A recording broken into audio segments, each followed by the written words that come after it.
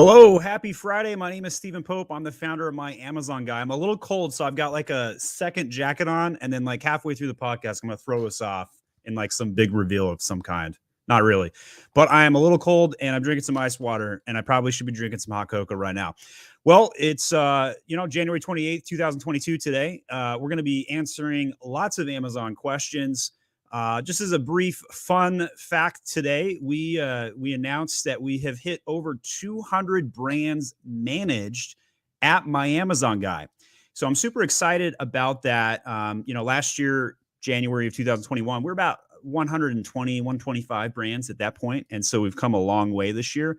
And I think by the end of this year, we're going to be probably at 275 by the year's end. So I made a nice little LinkedIn post here. You can I'll put a link to it in the chat if you want to go over there and join the conversation if you want.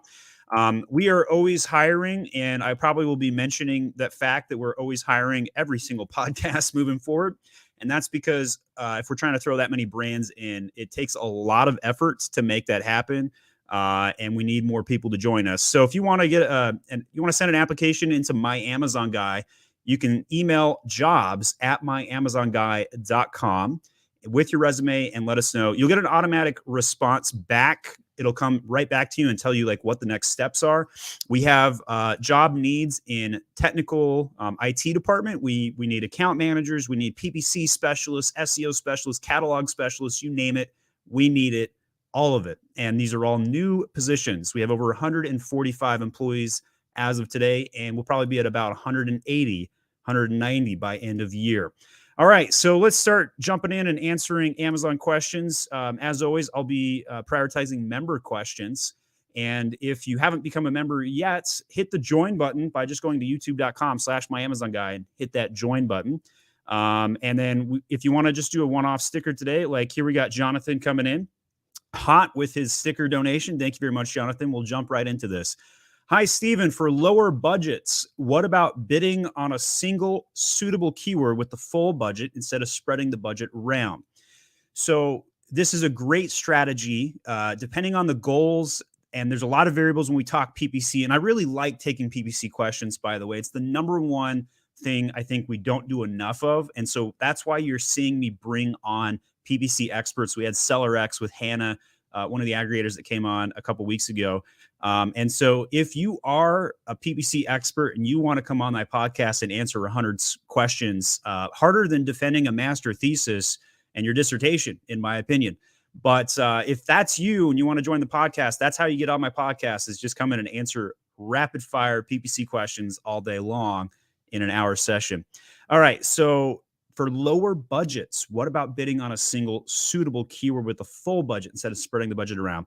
So I think what you would probably want to do, Jonathan, is do either an exact match or a broad match and throw all your money behind it. If the keyword converts and has a good ACOS, your strategy works. Additionally, if you do the broad match, it's going to still get you cursory hundreds of additional words to index. This is especially true on a new product. If we're talking about an old product, running advertising and in isolation will be less effective, but might be necessary depending on your budget. But yeah, I'd say, Jonathan, I've run that strategy before. Definitely works. Let's go to Cool Peeps. So Cool Peeps, one of our super fans, if not the biggest super fan. Lots of questions coming out of Cool Peeps today. So let's see if we can knock one out today. Hi, Stephen. I need lots of help today. Feeling like I'm floundering a bit. Eek. All right, we'll see what we can do to help you out today. 3 months after I launched a line, 3 ASINs, my percentage of ad sales is 80%. That's a lot. Tacos is 41%. These numbers aren't looking good. I'm selling a ton, but not that profitable. What do I need to do? This thing looks like a furry animal on me, doesn't it? Drive down my ads and budget. Am I? All right, we'll throw this off. What do I need to do? Drive down my bids and budget. It sounds like to me that the problem is not the ads, it's the page, it's the product, it's not converting. And so I would look at the main image as the number one culprit. If you're at 41% tacos, well, I guess what you're saying here is that 80% of the product sales are coming from ads and only 20% from SEO, which means you're not converting, you're not converting or indexing to get your rankings high for the product. So this is absolutely a conversion problem. So whenever I talk about growing sales on Amazon, I always break it down to two basic things, right? And I have this all on my service page. It's a really good graph, make it easy to showcase this. Here we go. So whenever you're trying to grow sales on Amazon, it's two basic things: grow traffic, which is your PPC and your SEO, and grow conversion rates, which is your design and catalog. And so Cool Peeps' problem right here is not the PPC. It's probably the conversion, which is going to be a design or a catalog challenge. So clearly the ads are driving traffic. There's not a traffic problem. 80% of sales coming from ads means that there's a problem with the product itself, or the conversion rate or the design. Spending on PPC too much, probably not spending too much on PPC. You're probably indexed for 7,000 keywords. So it's not an index problem. 30% sponsored, 70% organic. Listings are converting well. Unit session around 29%. What am I doing wrong? How can I lower? So Cool Peeps, it sounds like to me that it is in fact a conversion problem. If you're indexing for that many keywords and there's that much you can access, there's probably going to be a problem with the product targeting too many people. And so when you have a generic product targeting multiple market niches, that's a challenge that you need to overcome. You need to overcome that. And the way you overcome that is by separating down to a super specific niche. So Cool Peeps, this would be a really great one to showcase and actually look at the product together. But if I could just, kind of demonstrate this, if you were selling something that both males and females would buy. So I actually took a coaching call this week on a hair coloring product. And I asked the person I was coaching, I was like, hey, what do you think the demographic breakout of this product is going to be? And he said, oh, it's definitely females. And I said, okay, cool. Let's go check. And we went into the brand analytics, and it ended up being 50% hyper split male and female. And so what happens when you have a split product like that, it's hard to target both the male and the female methodology, right? Because certain products need to be more masculine or feminine, and other products, it's harder to do that with. So Cool Peeps, just kind of thinking about this product in a nutshell, I suspect you're targeting too many demographics and you need to narrow it down. And so change the photography to target one single demographic and go all in on it. Percentage of my ad sales and tacos and increase my profitability. Yeah. So I think that's good. So let's go. We got a couple other donations. We'll go to the next. Ruben, thank you. A few weeks in a row, you've been a member and joining us and asking questions. Hello, Stephen. Can I activate the listings in Amazon AU from Amazon US without manually entering it?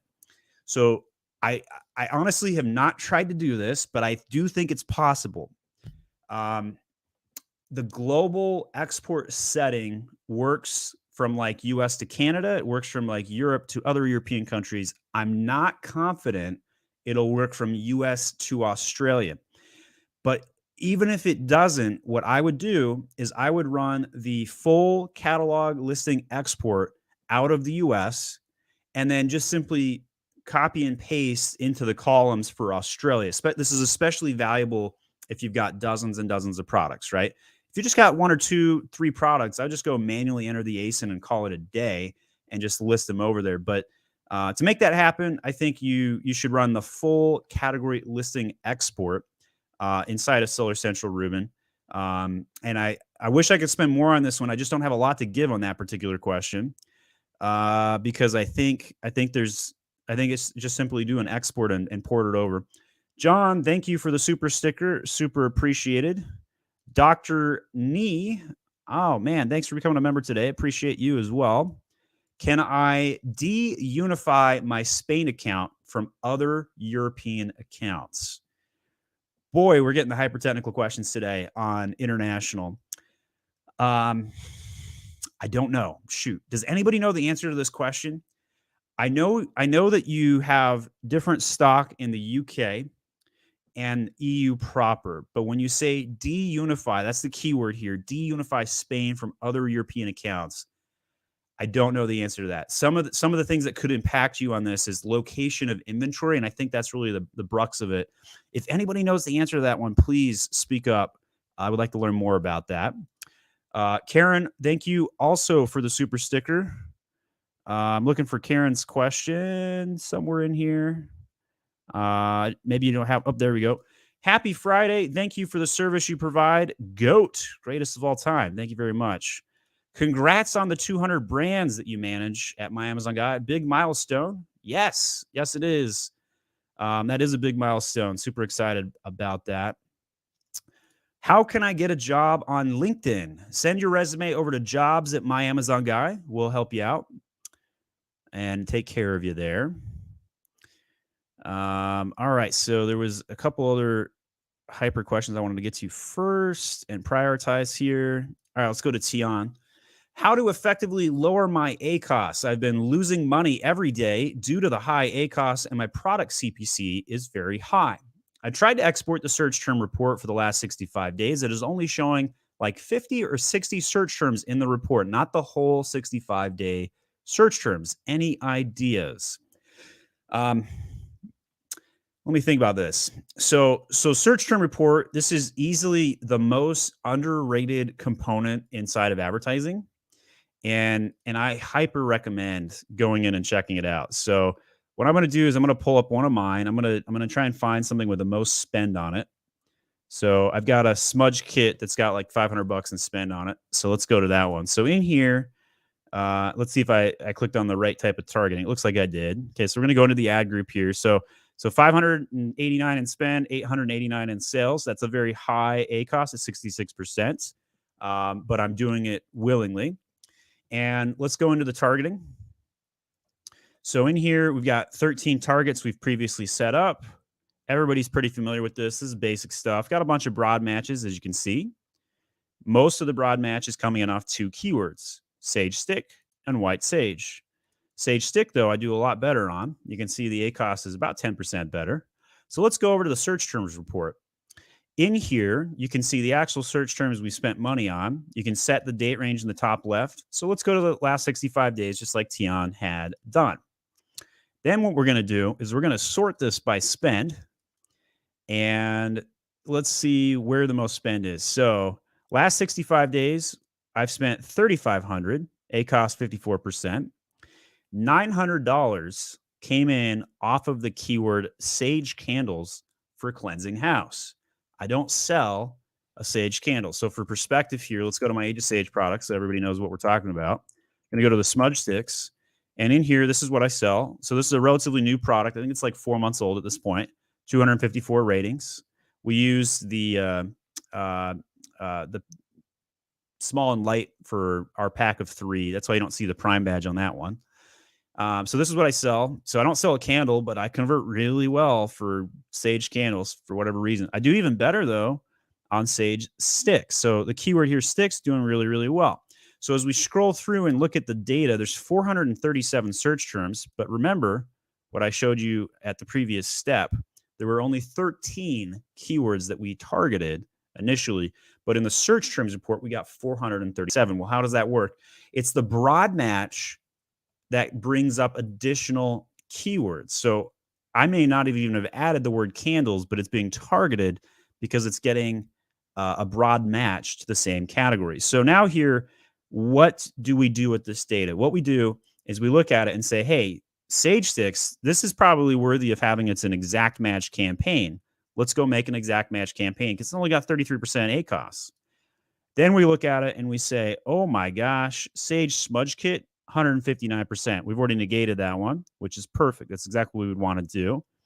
Or white sage smudge sticks for cleansing, for whatever reason, $40 in spend, $8 in conversion there at a 500% ACOS. Also already negated.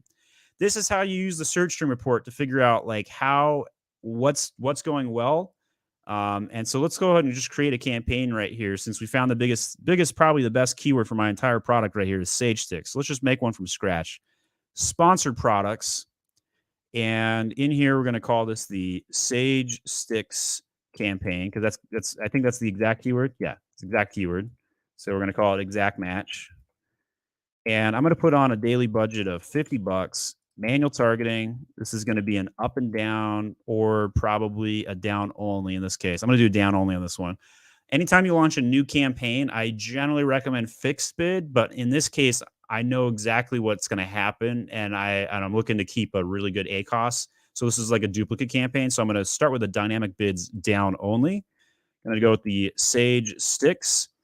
Remind me to talk about this next. Let's go to that next. I got a fun story to share. So Sticks, we're going to come in here, and I want to find the one that has the lowest cost. So probably going to do this one, but because that one doesn't have Prime, I'm going to add the second one to see which SKU does better. We're going to go down to keyword targeting. We're going to set the bid. We're going to do an exact match for Sage Stick. Notice how the suggested keyword for Sage Stick was at the very top here. That is because Amazon's suggested keywords often, not always, but often have some really good suggestions. The suggestions are terrible on new products, but on older products that have lots of sales data, like 1,000 sales, they're really spot on, right? So having Sage Sticks here with an exact match, and I'm going to bring that bid up higher because I have a really good ACOS on it. I'm going to bring it down up to 145 and hit save here. And we're going to launch that campaign. I don't need to negate anything because it's an exact match campaign. I already have an exact match profile. So spent a little time on that one. I thought that was kind of fun to look at and see how we did that. Now I'm going to show you. So last night I got a text. So I pull up my phone, right? I'm looking at Seller Central, and I got this message from a customer, and they're like, "Hey, I like your soaps. I want to buy from you again, but I don't like all of your scents." So the gentleman that bought from me probably bought our men's. I think they bought this one. So they're like, "Hey, I bought this box. I think your soaps are great. I'd like to buy more of them, Mr. Age of Sage brand store." And I said, "Cool." And he says, "I would like to buy 3 of your cedarwood and 1 eucalyptus." And I said, thinking to myself, I don't have a variation tree set up for that. All I have is take the box or leave it, right? So I was thinking to myself, this is an opportunity. What if I went out and created a bunch of new variations, a new parentage where somebody could select the soaps they want? So I was looking at the custom templates for this, and you can't actually make the custom template do what I wanted it to do for like handmade. What I wanted to do was have you select the quantity you want and the number of scents and add to cart, right? Like a classic shopping experience. You're going into the Bed Bath & Beyond. I want 3 eucalyptus and I want 1 cedarwood, whatever. So I was like, okay, I can't really do that. The custom setup doesn't really work that way. So what I ended up doing is I made, and I'll see if I can pull up the actual parentage that I made on the back end today. What I did is I made 18 new products. So here's the date on the back end. Pull that over. So I made 18 new variations last night on a whim off one customer message, gave me the idea to do this. And what we did is we built 4 packs of each individual scent. So we're going to have eucalyptus with a 4-pack and cedarwood with a 4-pack. You get the idea. I haven't optimized any of this. All I did was load the one product, set the quantity to 1, a quantity of 1 for the single product. Send it over to the customer who messaged me, and I said, no problem. We'll give you 3 cedarwood and 1 eucalyptus. Just order this one. It says 4 on there, but we just literally are doing this on the fly. I promise you we'll ship this correctly. Order this. And you know what's going to happen is this guy's going to give me a 5-star review because I made a custom product ASIN for the guy when he requested it. And it created this entire new business opportunity where I've got 18 new scents. We're going to optimize this, and I'm going to launch it. And I'm going to make all of these merchant fulfilled. I'm not going to send these into FBA just because we had a customer ask for something and I knew there was a business opportunity here. So that's kind of a fun thing that can happen. Don't underestimate listening to your customers. Just like at my Amazon guy, where I listen to my own clients, they want things faster and they want things better and they want things to grow faster. Same thing with your own product brands. All right, so let's go back to the question queue here. Jeff, your coaching session was spot on. You're very welcome, Jeff. If anybody wants to get a coaching session, we just added another coach today. Our demand for coaching has been off the charts. Go over to myamazonguy.com, click on the coaching button. And the new coach we just added is Ali. We raised Saban's price a tiny bit.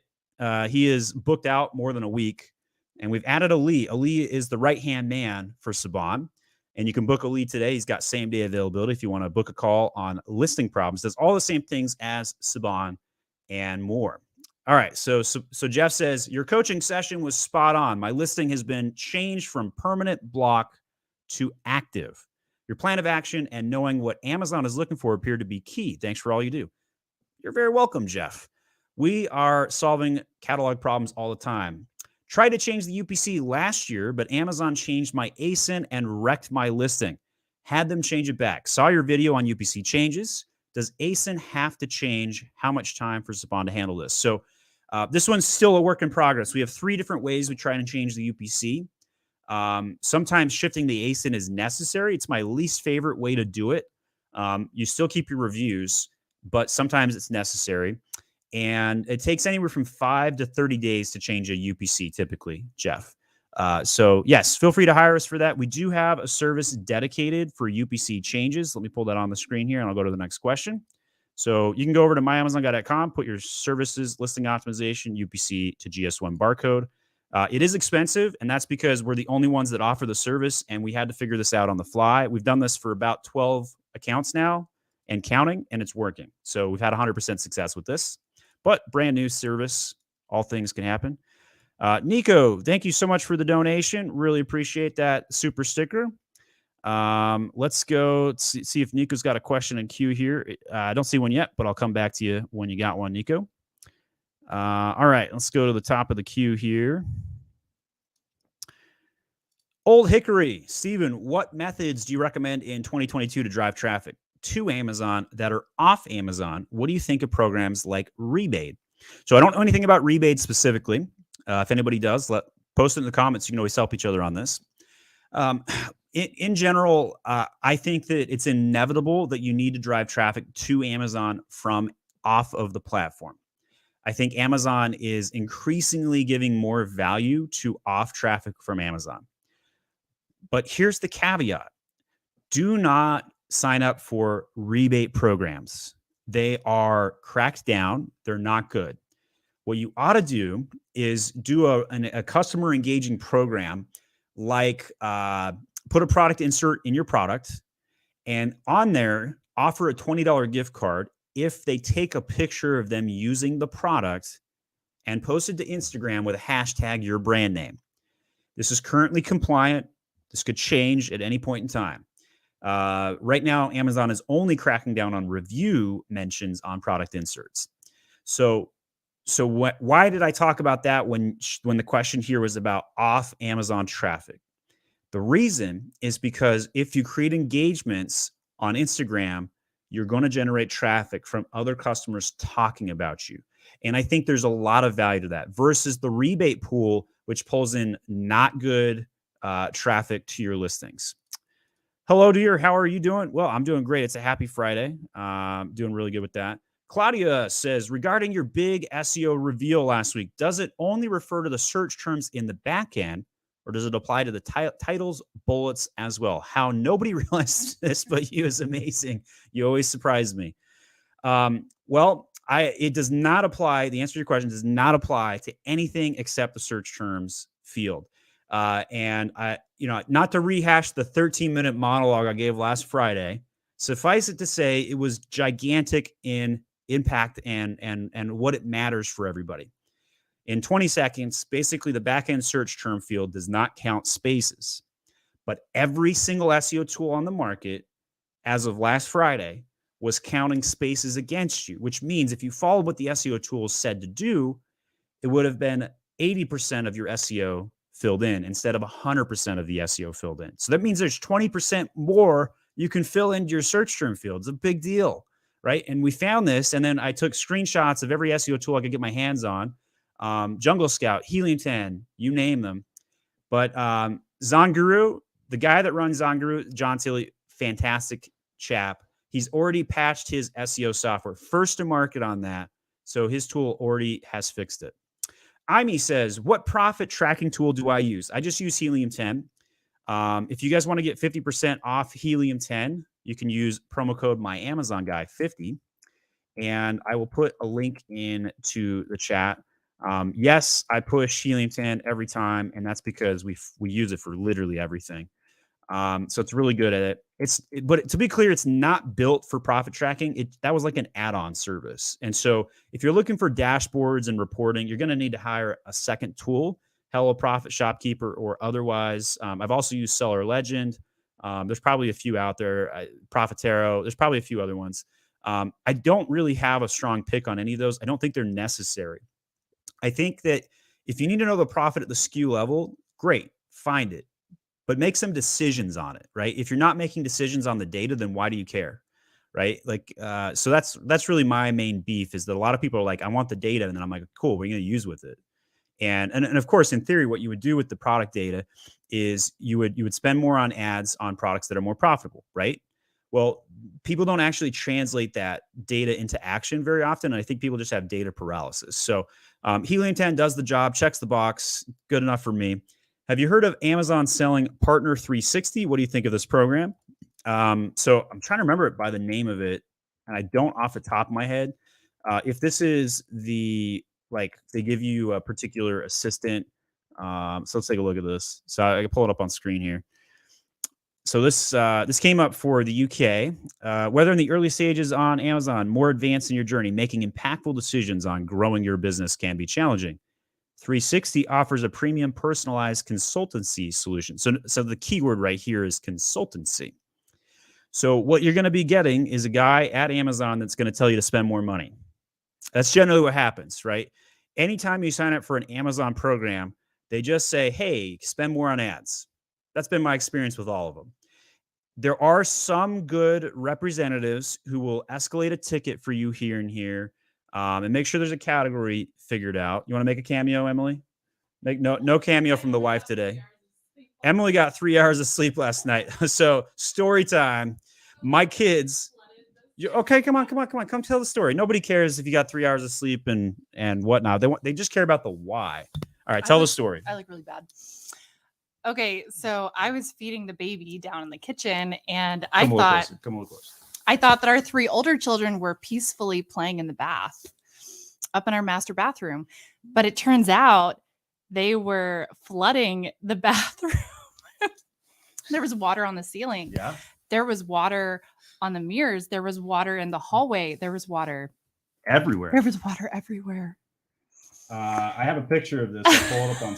So this picture I'm about to We show. shouldn't be telling people this. This is bad. Okay, this is really bad. So here's the picture. Okay, so the laundry room is directly underneath. The laundry room is directly underneath of our master bathroom, and somehow the light fixture in our laundry room became a water bucket. That's 3.5 gallons of water in that light fixture. And I felt like MacGyver because I grabbed a plastic tube that I had in the garage, and then I siphoned it out. But I was like, no, Steven, I'm going to suck on this tube, and all that water is going to go out. And I felt like MacGyver. You were MacGyver. Yeah, but we didn't get any sleep. So yeah, sorry to interrupt your regularly planned programming. Yeah, people are going to talk about that in the comments. So well done. Take a nap, get some sleep. The water went through the garage. The water went through the laundry room ceiling. And I had a nice chat with my children, and I said, hey, you are damaging the house.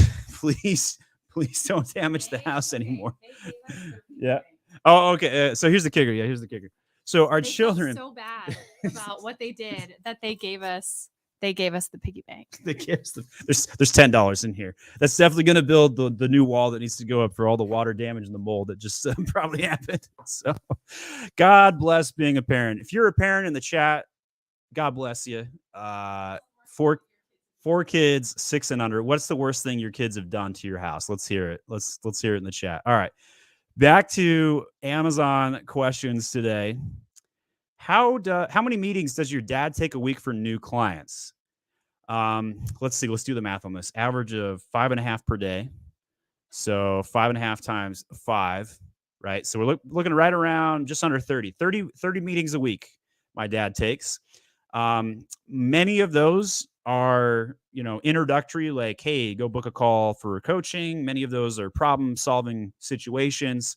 Out of those, how many would be full service clients? So I would say out of our 70 contact points a week, 10 are potential full service clients. So 1 out of 7. How many do we turn down? We turn down anybody who doesn't have the foresight and willingness to commit to a 3-month commitment.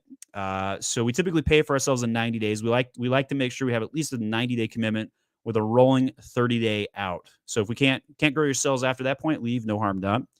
And we tend to not like to take deals where we don't actually think we can grow the sales.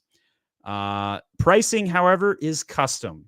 So I'm a super transparent guy, but when it comes to pricing, we customize that because we need to know like what we think is going to take to run the account. Can I ask, how did you change price from $39.99 to $49.99 on your mom box without Amazon taking the buy box away? So actually I started it at $50. And so let's go over to the mom box here and kind of explain what we're talking about. All right, so here's the screen. And in here, if you click on Age of Sage, you can see the mom box right here. And right now I'm selling it at $39.99, but during Christmas, I got it all the way up to $50. I launched this box at $50, and that's really where I want to sell it at. But unfortunately for me, customers don't want to pay $50 right now for this box. And I think it has a lot to do with the economy shape. They're pinching a little bit on pricing. So what you can do to raise prices, as long as the price is not lower off of Amazon, you can get an item to raise prices on Amazon with very little pushback. Anything more than 10% in a jump, though, can result in a buy box loss. Not always, but can result in a buy box loss. Now, if I was selling it at $50 on Amazon and $40 at Walmart, that will result in a buy box loss. Amazon can match your picture, they can match the UPC or any of the other data attributes to make that match happen. So it's really not that hard to raise the prices. Didn't have any problems with this. I would love to get my margin back to go back up to 50, but unfortunately for me, that one's not selling as well at 50 right now. Made $144,000 in 3 weeks during Mother's Day, though. And you better believe I'll be back at $50 during Mother's Day. So buy those Mother's Day gifts early. I'm selling decor craft. Each month, my sales decrease a lot near the end of the month and increase at the beginning days of the next month. Is this normal on Amazon? I don't think it is. I don't think that's normal. I'm trying to think like what could cause that, and I can't come up with anything. So what do you guys think on that one? Do you guys have any opinions on this one? Does the day of the month, like remember, we're not talking Monday, Sunday. We're talking day of month, beginning and end. Does that have a difference on your sales? And generally, no. It's usually day of week that has the most impact. Sunday and Monday, best days to launch a product, in my opinion, because of that. All right, so let's go over to Nico's question. Nico, thank you so much for the donation. Hey, Steven, I received an invitation from Amazon CA rep to join an account development program to sell in Canada. Have you done this? Is it worth looking into? So this is the same as if you were getting a rep inviting you over to Brazil. It is not a special invite. It is, however, worth doing if, and I got hiccups all of a sudden. Let me take a drink here. Maybe I'll do a little shake with the kids' $10 they donated to help repair the water damage they gave us yesterday. Oh my gosh! But in terms of using this program, Nico, I would say yes to it. You're not really committing to anything. There's no cost to getting a rep's assistance. They're not going to do any work for you. They're just going to tell you what to do. Think keyword consultancy, if you will. But definitely worth doing. Got a new member coming in from Jahil. Thanks for becoming a member of our channel. We do go to the member questions first. If I have time, I'll pick some of the future members because you're not non-members. You're just future members of the My Amazon Guy community. We'll get to your questions after we carry some of these other ones. Karen says, PPC is set to account level daily budget to ensure I'm not overspending. Oftentimes, account budget will be hit before campaign budgets. Your thoughts on this as a means to keep PPC spend in control? I highly advise against account level budgets. I don't think they're a good idea. I think you need to cap it at the campaign level. And if you're worried about like randomly spending an extra $1,000 on Labor Day weekend, yeah, maybe set the account level budget for a weekend if you're just not going to be looking at things for a couple of days. No problem.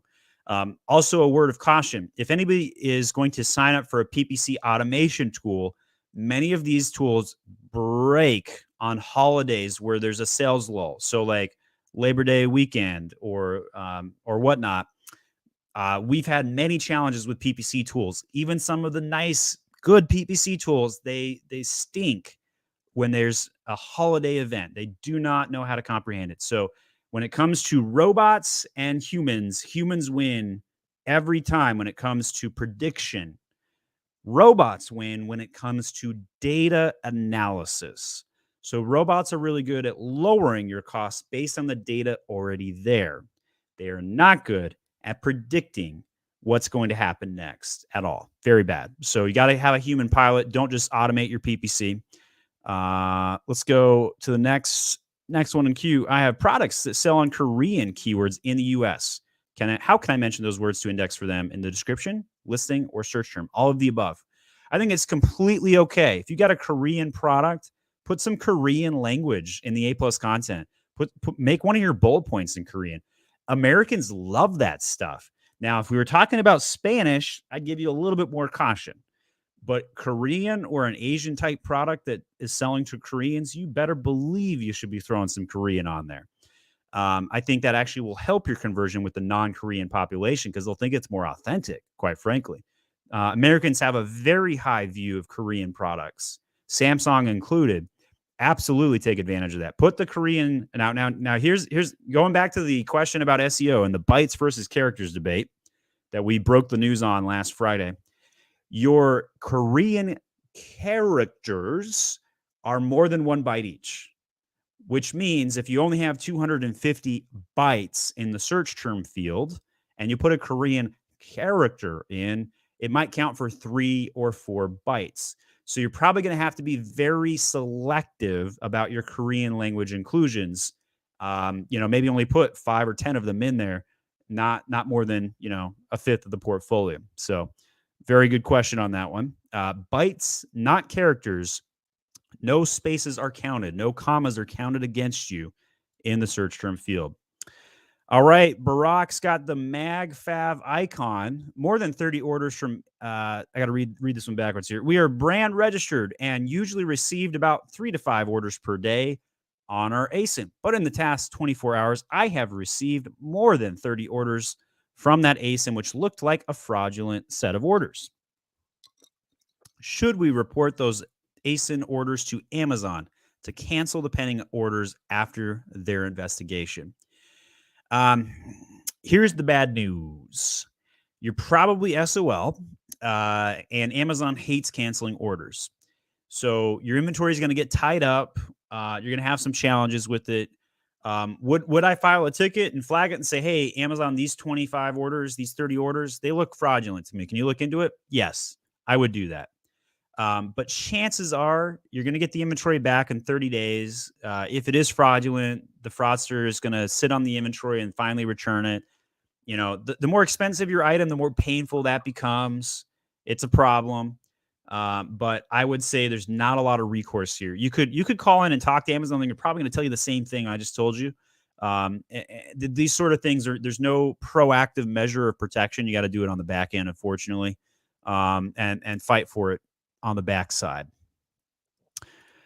We usually receive. All right. So should we report it? You can, but it's not going to really matter. What are your thoughts on separating out keywords into their own campaigns that contain the brand name? So back in the day, in my Google advertising days, I would absolutely segment out brand and non-brand. When it comes to Amazon, it's way less important, truth be told. Do we separate out brand terms? Yes. We like to know how they're doing. Do we negate the brand terms from the other campaigns, including the auto? Usually no. It's not necessary. And so the reason why you want to segment out brand terms is because you don't want your money that's going towards brand terms to make the non-brand terms look better than they are. And so if your brand terms have a 5% ACOS and your non-brand terms have a 50% ACOS, but when you morph them together and it says 33% ACOS, you might try and increase your budgets, but have no additional return because there's only a cap on the number of people that search for the brand. Therefore, you need to understand your non-brand term ACOS targets and optimize accordingly, whether you use bulk sheet updates, whether you do it manually, or whether you use a PPC software. This is a really important point to think about how you do your optimization. All right, we got a few people posting some random things in the chat with URLs. Yeah, okay. We're gonna be banning a few people. Block user. Sorry about that, guys. If you see anybody that looks fishy, maybe we need to add a few moderators. Cool peeps, I should add you as a moderator, and then you can kick out these bozos. All right, so let's go to the next one. Could I de-unify my Spain account from other? Oh, I think we caught up on the member questions actually. No, there's a few more in here. Let's see if I can find them. I have a listing with a variation of a grocery product. Overall rating is 4 stars, as they love it, or it's not what they expect. Any way to educate the customers besides the listing and packaging? Grocery product, overall variation, 4 stars, as they love it, or it's not what they expect. You got to sell into the objection, Frost. One of the images on the main image set absolutely needs to sell into the objection. What is the number one reason people don't like it? Is it because of the taste? Then tell them that it has a strong XYZ taste, right? Is it super minty? Well, certain people that don't like minty shouldn't buy your product. Does it have an aftertaste that certain people love, but others don't, right? Like, are you selling, what's that green vegetable that goes in a lot of cilantro, right? Half the population thinks cilantro tastes like soap, and half the population thinks it adds flavor. So sell into the objection to prevent the wrong people from purchasing it. Way better off if you do that. I have 2 children stuck under a parent that is not in my inventory. How do I break this variation? What if Amazon states that they are the contributor? Recommendation on firing back at them to fix it. Interesting. So you can still get the information fixed by filing brand registry tickets. I talk about filing brand registry tickets all the time, and I'm always super surprised that not enough people are using them. So if you have some challenges, even with parentage, you can try and remove those by ticket and ask and say, hey, break the parentage, remove these out. Additionally, John, have you rebuilt the parentage contribution on your back end? Like, have you actually physically rebuilt it? If not, I would start there, and don't hesitate to hire my Amazon guy to rebuild the parentage if you're not familiar with flat files, because there's a lot of work to fix parentages typically. But yeah, I would say, it's not very common for Amazon to have a contribution on parentage, but there is a key phrase to write down in your ticketing and ask Amazon to delete the phantom parentage. So I've never actually talked about phantom parentages before. They're super rare. They exist. It's like finding a legendary Pokemon.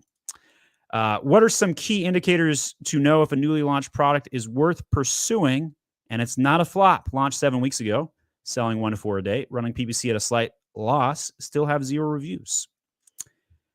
So I think you need 6 weeks to make a determination. 6 weeks is the key because you're going to be able to see sustainability and you're going to have your first 10 reviews come in. Once you get those reviews, it's going to get better. I'd say selling 1 to 4 a day is a good sign. That's generally a good sign. Even if you're only at a slight loss early in your product like this, Karen, I think you're probably ahead of the curve, in fact. You could probably be more aggressive as part of your honeymoon period and then slightly bring PPC back.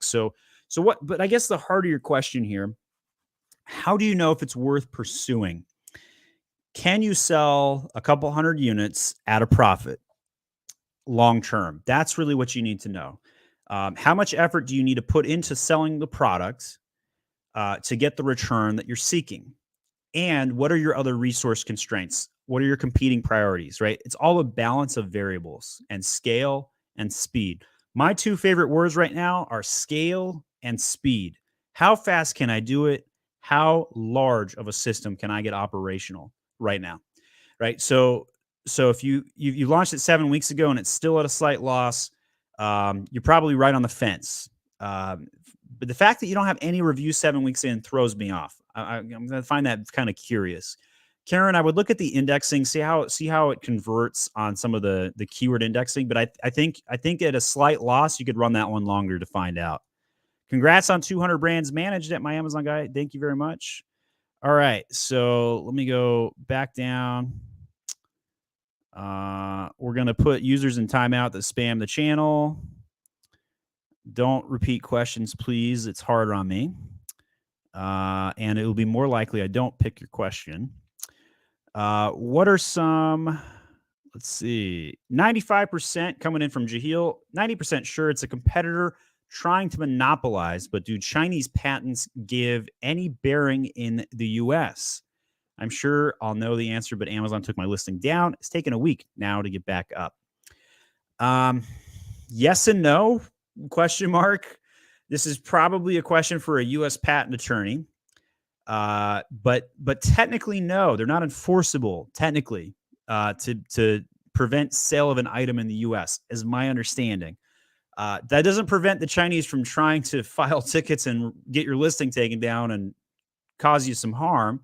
The Chinese are the most ruthless Amazon seller community in the entire world. And so they're going to do whatever it takes to put food on the table. You should fear them, honestly. Amazon has banned more Chinese sellers than anywhere else. In fact, I think there was like 20 major top Chinese sellers in the top 100 all Amazon sellers that were banned in the last year and are still not back up. So there's a lot of factories that were put out of work. So it means that they're going to see even more harsh tactics come out. So yes, this is something you need to be aware of. Yes, all of the hacking and the hijacking and the unauthorized sellers and the let me load drug paraphernalia keywords to your Canadian listings to take down your US listings almost always is coming from the Chinese. Almost always. Sometimes the Russians, but it's almost always the Chinese. So keep that in mind. Your listing being taken down and not going back up is troublesome. I would involve a lawyer if it's a really important listing to get it up faster. Otherwise, you're at the mercy of the review process, unfortunately. Ran into a copyright infringement problem. Only problem is the copyright document that was sent to me is all in Chinese. Oh my gosh. Okay, I actually have not seen that before. Jahil, I'm so sorry for laughing. That is wow. Wow. That's like your 4 kids under 6 creating a flood in your house overnight and you're just like WTF type situation. Just became a member, so this might be a duplicate question. You're fine, Jahil. I appreciate it. All right, so I would translate it, but here's the thing. I would tell Amazon that there's no copyright infringement, show them the date that your listing was created, and say that, you know, my listing was created first. They actually copied me. Amazon, LOL, it's in Chinese. Help me out. And just fight it. Copyright infringement, easiest ones to fight. Very easy to fight those. The patent ones, those are super hard. Really hard. Trademark infringement's right in the middle ground. Those can go either way. I think they're doable. You don't need an attorney until the patent level, in my opinion, typically. Frost says, congratulations on upcoming flooding renovations. Yeah. PPC is set to account level. All right. So now I'm going to start picking some future member questions in here. Let's see if we can find a good one. I need to get another assistant to help. Eli says, how do I become a member? Just hit the join button. You can also do a super sticker if you want to get your question highlighted. Those are also cool. If I took an image from a supplier and edited it, like retouch, removed objects, added objects, and used my listing, can that cause any problems? I think that's a safe practice generally because it's coming from the supplier. As long as the supplier hasn't specifically said you can't do that. Now, here's the problem. If somebody else is using that same supplier for a competing product, they could file a copyright claim on you, even though they didn't make the original. So it's a non-zero risk. I think it's a safe practice, and I would totally do it if I were you. But just keep in mind that if you do get a report, that's how it's going to happen. Top to bottom, the most important fields for SEO and rank juice. Title, bullet points, backend search terms, subject matter, description, A+ content. Without a doubt, title, number 1. Search terms, number 2. I think from here, there's very distant thirds. I think that there's not a lot of data to know whether bullets or A+ content have more effect. But what I will tell you is that A+ content indexes, and I cannot believe that people still fight me on this. If you are listening to this and you don't believe me that A+ content indexes, here is your homework. Put Spanish keywords into one photo's alt text, and I guarantee you it will index in less than 48 hours. I guarantee it. So they're all important. Alt text of the A+ content versus the copy in the A+ content. I would say the copy in the A+ content is better and more important than the alt text of the photos in A+ content. So if we just wanted to visualize this briefly. So title number 1, backend search terms, which are on the back end of Seller Central 2.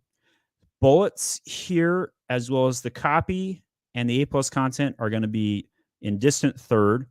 Copy is more important than the alt text, which you can see by inspecting an element like this and seeing the image alt text right there.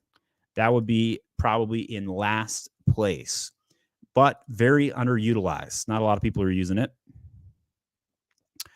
What is the best way to protect yourself besides brand registry? Design patents for everything. I also had to document translated. Still no luck with Amazon. That's freaking incredible. The patent Chinese.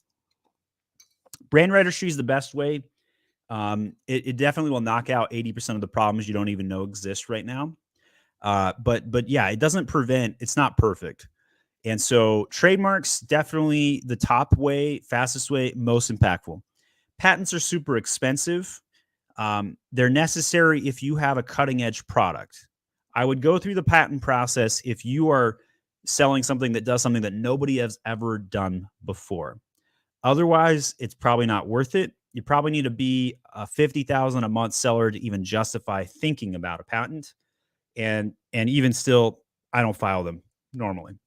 But I'm not an engineer though. I was out of stock for, excuse me, hiccups. I was out of stock for 7 weeks. Goods are now finally delivered to Amazon. Should I re-enable my previous PPC campaigns or make new ones? Re-enable 100%, without a doubt. That past data will absolutely help those campaigns. Could you make 1 or 2 new campaigns on top of that with an extra keyword here or there? Sure, no problem. Focus on some SEO keyword campaigns, if you will. But by and large, reactivate. Always reactivate. Should we run PPC in Australia where there's low competition? What should be the daily budget to spend on PPC in Australia? Need your suggestion. I would go for 14% tacos, anything between 11 and 14% tacos. I think you can get away with actually 10% in Australia, quite frankly. So set your bids according to tacos, not necessarily like a bid of a dollar amount or anything like that. I have a competitor that sells a product and claims to have it patented. All right, so I'm doing some future member questions now. Chinese factories have the same product in their catalog. I'd really like the shape of the product. Can I sell it in the U.S. market? Yes. They have to have a patent in the U.S. to prevent that, as far as I understand. Feel free to consult an actual patent attorney, though. They might give you a different opinion. Will delisting a shipment affect inventory limits? Yes, it will, in fact. Especially if it's an old shipment that was not sent.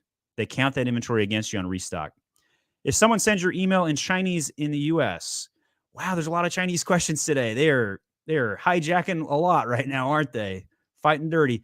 Can we reply back in French? Sometimes in Russian, sometimes in German, sometimes in Spanish. I actually don't know if this question is real or trolling, because I think it's really funny. But but yes, I think this is a troll question. And yes, please troll the trolls. Slow them down. What are your thoughts on Amazon automation dropshipping companies? They're trash. I don't think you can make money with them. Dropship models are absolutely not worth doing right now. Why is Amazon support the absolute worst? This is probably not going to be a question. It takes 10 back and forth messages, reopening the case over and over just to get them to read my request, coming from things you might like. I think I might like that comment. I think you're right. Sometimes it feels like I'm praying to Jeff Bezos. Mr. Jeff Bezos, can you please just read my ticket? Can somebody who's not from India read my ticket? Please, Jeff Bezos. That's kind of what it feels like sometimes, doesn't it? All right. So let's go to the next one. Can you help with the catalog? I download it. Looks like some info is missing. What do I do? Fill it in, Eli, is the simple answer. And yes, we can optimize catalog. You'll definitely, Eli, feel free to start with a coaching call with a lead to fill in some of that catalog data. It might be very valuable. Sylvia says, on SEO Phase 1, when launching a new product, should we have a unique and non-repeated words in the title, or better to have top exact keyword phrases with duplicate words? This is a fantastic question. So I need to explain for a minute what our SEO phases do. Because those that are not super fans haven't listened to the 4 hours of podcasts on the SEO phases. We did it with Ad Badger. It is the #1 podcast I ever put out. Except last Friday. Last Friday beats it because we had SEO breaking news. So it's now officially #2. So here's the 3 phases. Phase 1 is all about indexing. You're trying to get as much keyword juice into the system and show up for as many keywords as possible. Bytes, not characters, affect the search term field. That means don't put duplicates. Duplicates are bad. Those are super bad. No commas. And spaces do not count against you. Yes, use spaces, but they don't count against you. All right, that's phase 1. We like to think of phase 1 as the search term field. Phase 2, pink keyword update. You can use brand analytics to see which keywords are already in the listing and affect the search term field. You're going to pull these words out of the search term field, and you're going to put new ones in. This is SEO Phase 2. It's called incremental indexing. We found that by putting keywords in the search term field that are in the title during phase 1, that it will increase your indexing faster, which is why we do it that way. Phase 3, it's no longer about indexing. It's now about matriculation. That means strike zone. Take keywords from organic spots 20 through 50 and push them up to slots 1 through 10. In phase 3, you are affecting every single field, title, search terms, bullets, and the A+ content. And you throw out the indexing rules. And this is the phase where you do want to duplicate phrases in all fields. And that's because when you have additional concentration or duplication, but concentration of the keywords, they will rank higher faster because Amazon thinks, due to the algorithm, that you have a product that is more relevant for those terms. What I just gave in a 1-minute spiel needs 4 hours to explain fully with way more detail. Check out our, just type into Google right now, SEO Ad Badger My Amazon Guy. You'll see our 4-hour series there. I also actually faster way to do it, actually, if you go to our SEO phases on the website right here, we link to each podcast that we did about these. Check those out. They're very, very helpful. All right, so let's go to the next one. Have you been seeing rising prices from suppliers? How do you normally handle those? Yes, COGS of goods are going up. Inflation is here. Government says the inflation rate is 7%. It's 21%. How do you know? Just take whatever the government says and triple it because 1984, that's why. What can I do when my listing does not update the info I added to the backend? Very frustrating. Some of the family updated, but some won't. This is a seller contribution issue. And what you need to do is file brand registry tickets. This is a very easy thing to fix typically, but brand registry tickets, the fastest way to get that done. Template upload also can be valuable though. Is there any way to understand Amazon's bid auction insights and how they work? Any book like AWS or data science course for Amazon algorithm to understand? No, not in my opinion. I don't think you need to understand how the bid auction works, and I'll tell you why. I think you just need to spend money and look at the data and extrapolate and make bid adjustments. So when you first launch a campaign, you could do 20% above the bid suggestion to get more impressions, then tweak it from there. That's generally the best practice. Do you physically bid against somebody else on the algorithm? Yes, kind of. But in reality, the longer that Amazon does advertising, the less it's a bid auction and the more it's about relevancy. I'm just fiddling with this with my, so I've got like this dead butterfly in a casing. I don't even know what you call it. And so if I'm selling this on Amazon about butterflies and I am ranking for praying mantis and somebody else is selling a praying mantis and I'm selling a butterfly, which ad is Amazon going to show? Well, it depends on the conversion data. It's not actually straight up like, okay, praying mantis, see praying mantis. It's not 100%. If the consumer is buying the butterfly at a higher rate when somebody searches in praying mantis, the butterfly will win more auction insights and be at a lower cost. And by the way, my favorite insect, praying mantis for sure. Post your favorite insect in the chat if you'd like to have some fun with me here today. Some sellers changing my generic listing into the registered brand and looting my ASINs. Is there a way to revert into my brand name or generic? This is one of those topics where I'm like, okay, let me ramp up. Let me tell them how it is. File a freaking trademark. Stop listing crap under generic. You are setting yourself up for a hijacker. If you list a product under generic, you are basically kissing your listing goodbye. Don't do it. Don't do it. Get a trademark. We have filed more than 650 trademarks because we saw so many people having these problems and wanted to help them out. Buy a trademark from my Amazon guy, $825, will cost you way less in frustration than trying to sell on Amazon without IP protection. This will save you so much problem. Buy a trademark. That's your solution. Then do a brand name change to your trademark. You won't have any more problems. Should we run PPC in Australia? Yes. Some sellers change. Okay, we did that one. Let's keep looking here. How to crush the competition. What products to choose. Sell products you understand, not what the data says to do. Why you always recommend fixed bid? Just for new campaigns until they have 20 sales. And then after that, you can go to bid down, typically, not bid down and up, typically, usually just bid down, but it depends. We've seen accounts do better or worse, but fixed bid always on new campaigns without data.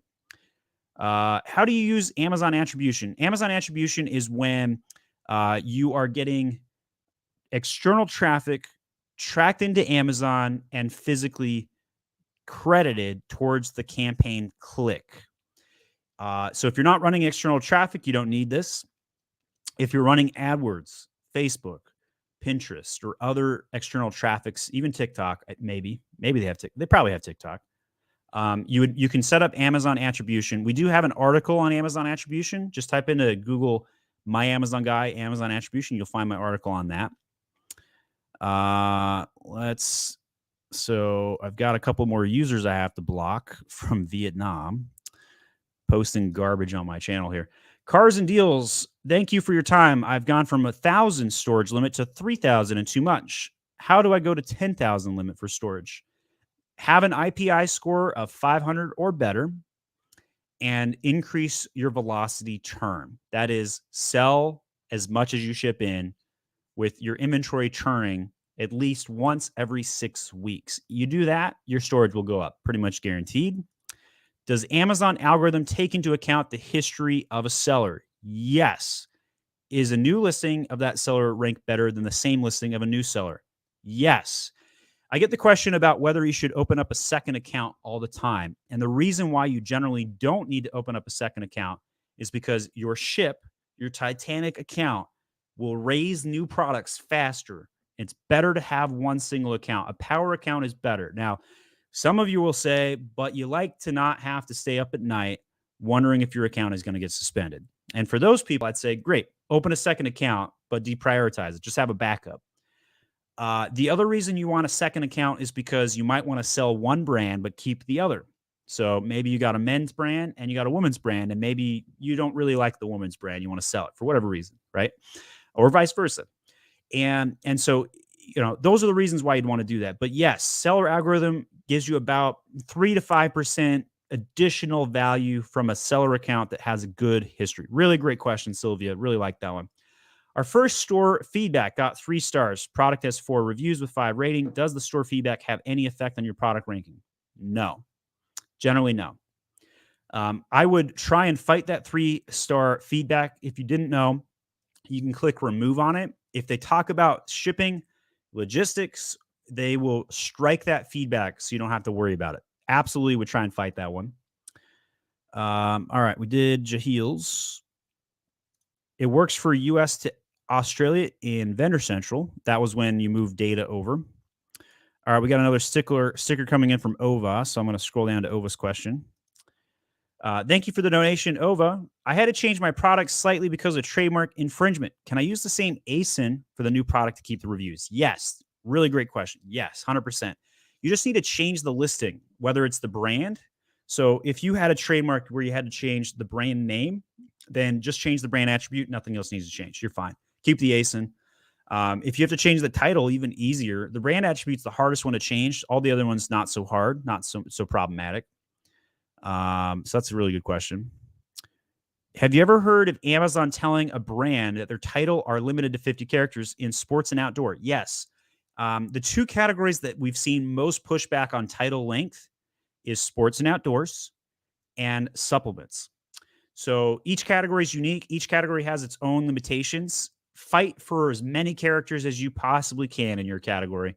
Even if they do tell you it's 50 characters, and while they might enforce it, you can still absolutely get away with longer character counts in both of those categories. We saw them start cracking down on this in June of 2020, and we really haven't seen them increase the crackdown. It's very random. So generally speaking, I think you can get away with it. Just load a template file and see if it will stick. You could even file brand registry tickets.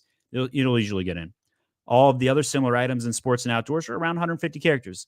Case in point, Jeff, they're not doing the same rules for everybody. It's rules for thee, but not me, as the saying goes, I think. You said you advise against setting account level budget, but to keep PPC low, campaign budgets will then be quite low. Is this fine? Don't want to overspend. Any way to know ideal PPC spend? So if you have a cash flow issue, I understand what you're talking about here, but in general, why would you cap a budget that's doing well? And so if you have products that are selling well, then of course you don't want to have capped budgets that loses the opportunity to keep selling units later in the day, because your budgets will cap out earlier and the best return is always in the evening. So Karen, maybe you need to do a combination of low bids and campaign budgets, but definitely I do not like account level budgets. So I would lower down the campaign ones. I have a good selling product, but lots of returns, high NCX because sizing issue does not fit. Customers buy it without noticing the fitting. Instruction, although it's repeated on the photos, the bullet points, and the A+ content. What to do? You have to make a choice. Business decision time. Do you ignore it and just write it out and whatever? So what? You got a high return rate. That's business decision 1. Business decision 2, fix it. There's a lot of different ways you can fix it. Include into the packaging and say, repeat what you told them on the listing and say, hi, this only works for XYZ. If you open this package and try and use it for ABC, you're going to have to return our product. So just do us a favor right now and return the product before you open it. But other than that, there's not a whole lot. You said you've done the right things in the listing. Maybe you got to be a little bit more over the top on the title. Maybe make sure you include the SKUs that it's only compatible for and shorten down the title. Those are things that might help you out.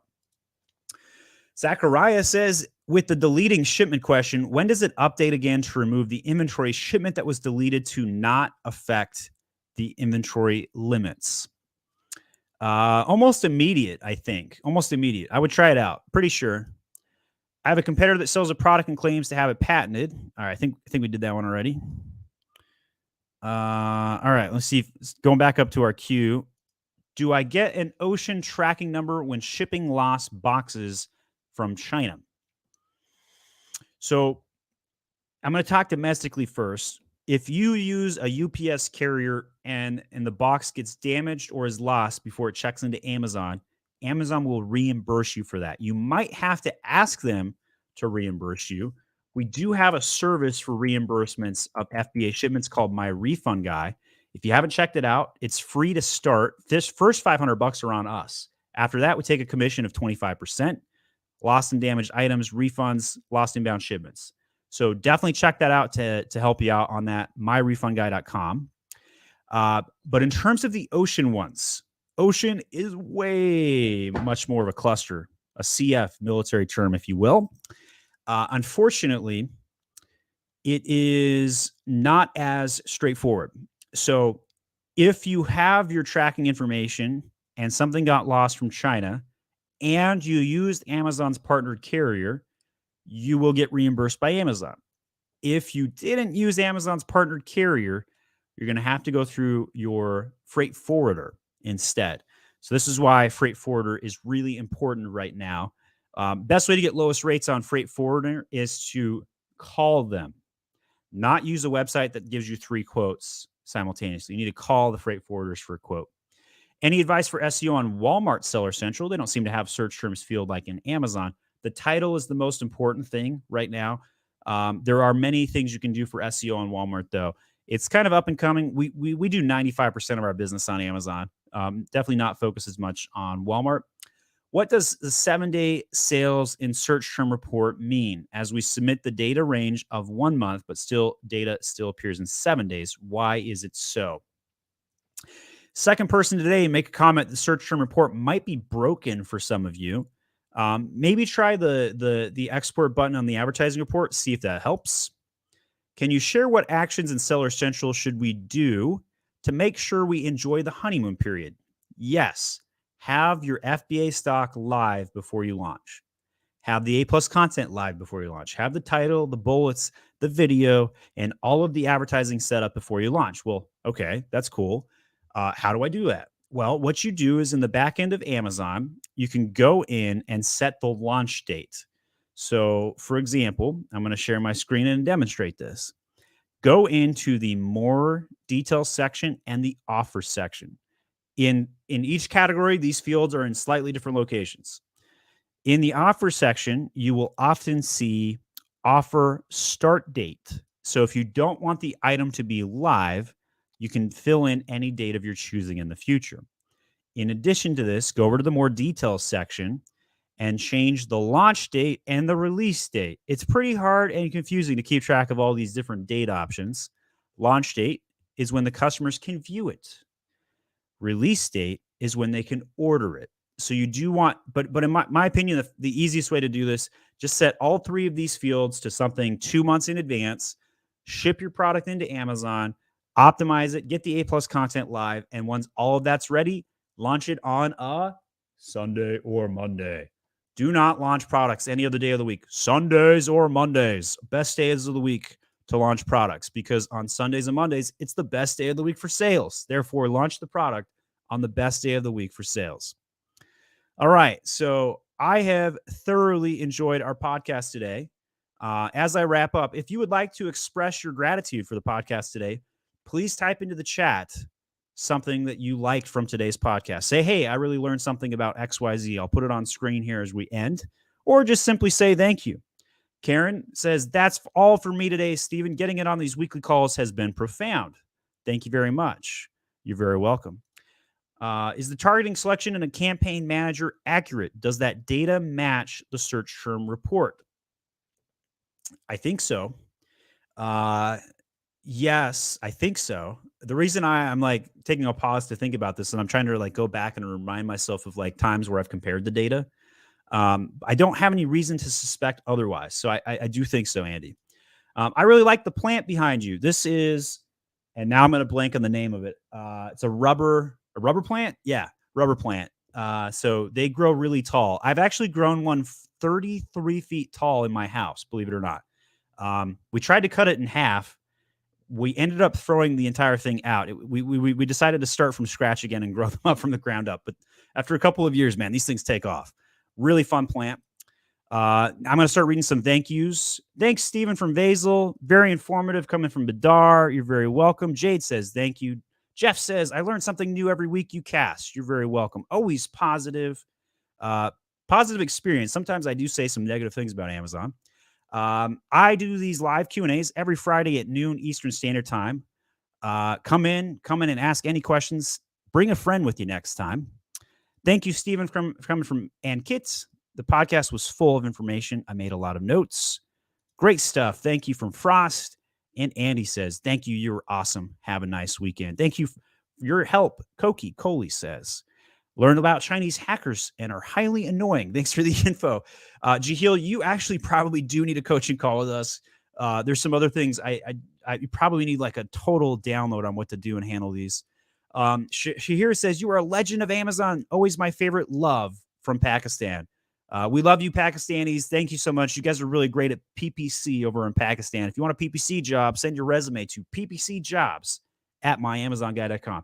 That is all for our show today. My name is Stephen Pope. I am the founder of My Amazon Guy, supposed wannabe dictionary or encyclopedia of all things Amazon. Ask any question in the comments, even if you're watching this on the replay. I come back and answer more questions. Cheers. You guys have a great weekend.